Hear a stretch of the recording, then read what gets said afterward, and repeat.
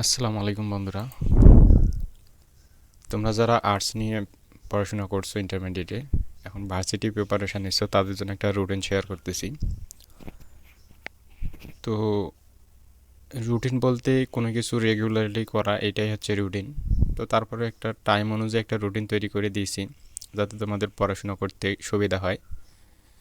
তো যে কোনো ব্যক্তি যদি একটা রেগুলারিটি মেনটেন করে, তাহলেই যে কোনো কিছু এতে একটা ভালো ফলাফল করা সম্ভব হয়। তো যার জন্য একটা ধারাবাহিকতা, একটা রুটিন তৈরি করা। তো এটা মূলত যারা আর্টস নিয়ে পড়াশোনা করছে তাদের জন্য। তো এখানে দেখো যে আমি বিভিন্ন একটা ডেট দিয়ে দিয়েছি, শনিবার রবিবার মানে এরকম শুক্রবার পর্যন্ত ডেট দিয়ে সকাল থেকে শুরু করছি, সকাল 7টা।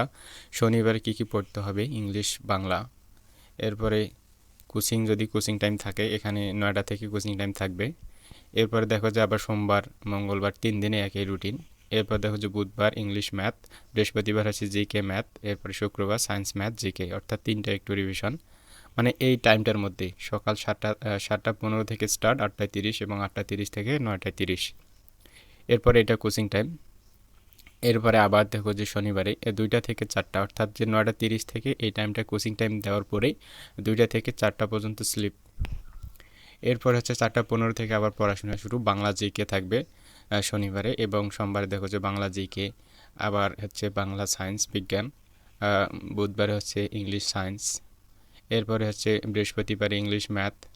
এভাবে একটা এক কথা ধারাবাহিকতায় তৈরি করে দিয়েছি। তোমরা এই রুটিনটা অবশ্যই যদি ফলো করো, আমার মনে হয় যে একটা ভালো রেজাল্ট তৈরি করা সম্ভব। মেইন কথা হচ্ছে যে কোনো রুটিন রেগুলারলি মেনটেন করতে হবে, তাহলেই ভালো ফলাফল করা সম্ভব। একদিন 2 দিন মেনটেন করলে হবে না। মেইন কথা হচ্ছে এটাই যে ফলো করা লাগবে এমন কোনো কথা না। আমি মনে করো যে ইংলিশ পড়তেছি, ইংলিশ যে টপিকটা পড়তেছি যতক্ষণ হয়নি ওটা পড়তেই থাকবো। তারপরে 10 মিনিট বা 15 মিনিট রেস্ট নিয়ে অন্য একটা সাবজেক্ট ধরবে, এটাও হতে পারে। অথবা এই রুটিনটাও তোমরা মেনটেন করতে পারো।